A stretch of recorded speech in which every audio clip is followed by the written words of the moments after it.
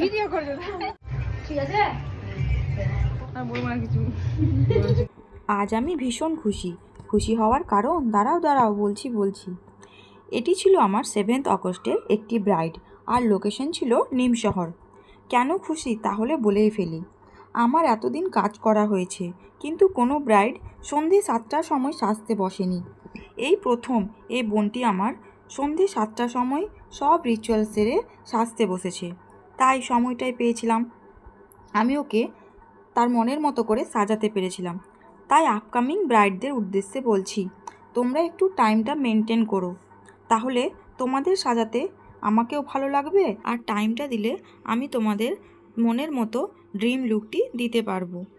আর এই বোনটি আমাকে বুকিং করেছিল তার বিয়ের 2 দিন আগে, আর ও তো একদম ক্যামেরার সামনে আসতে চায় না, দেখতেই পাচ্ছ। অবশেষে এইটুকু বলেছে কেমন লাগলো ওর সেজে। তোমরা জানিও কিন্তু কেমন হয়েছে আজকের ওর সাজ। বড় সাজ পছন্দ হয়েছে তোমার? হ্যাঁ হয়েছে।